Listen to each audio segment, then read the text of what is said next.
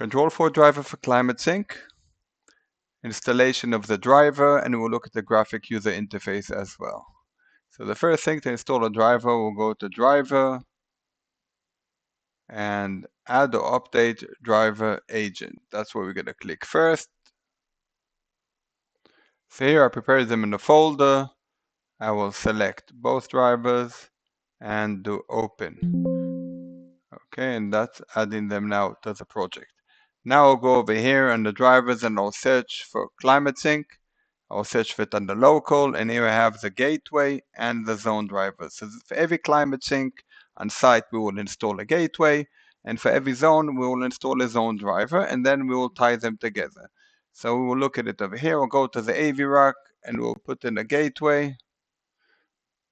And then we're going to put in over here also zones. So for example, I'm going to go to this room and I'm going to do ClimateSync zone. So now we've done a zone and a gateway. We can rename there. So that will be meeting, let's say, for our example over here. And the second one will be this ClimateSync driver. We'll rename it and we will call it, let's say, M1, because you can have a number of ClimateSyncs on one side, so that's ClimateSync M1. Now, first thing I'm going to do, I will assign this IP address. We'll put 192.168.1.19. That's the one that we have here, and we click set. It's connected. It populated straight away information. It's on port 10102. Port interval, all this information is right over here. Then we'll go to this zone, and we will see that it's not bound to gateway yet. So we're going to go to connections in order to work this one out. And on connections, we're going to point our gateway.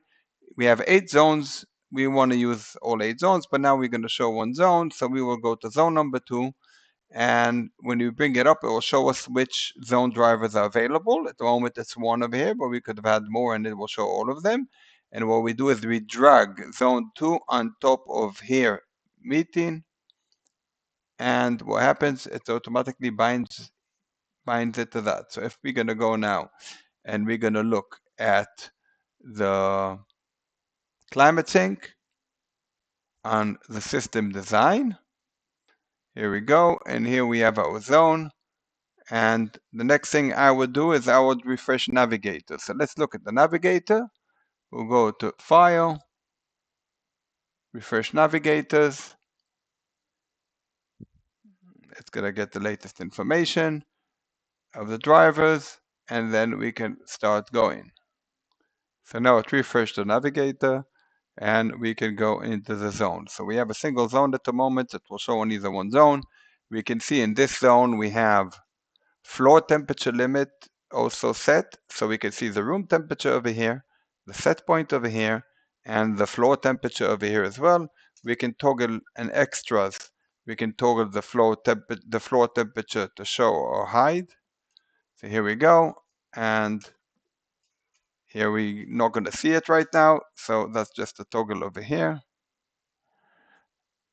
And we see we have also modes. So all the modes at the moment are enabled, and we have here off, AC cool, AC heat, auto, AC dry, radiant heat, fan or on off only, for example, towel radiators, and combined heat, so that's underfloor heating and air conditioning heat working together. This is the modes. Now, if we want to have a zone that will have not all the modes, so let's say we don't want to use dry.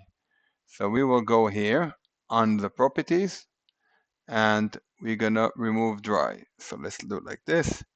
Let's remove dry. And we will do set. Then we go and refresh navigators. And we go back now on comfort. AC, here we go on the modes, dry disappeared. So we can decide which modes to show over here. The same we could do with available fan speeds. And we also have documentation over here showing all and explaining all the details for both the zone drivers and for the gateway driver.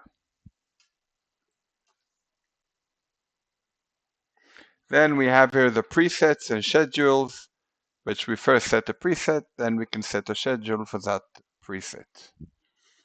So this is ClimateSync, Control4 driver, easy configuration.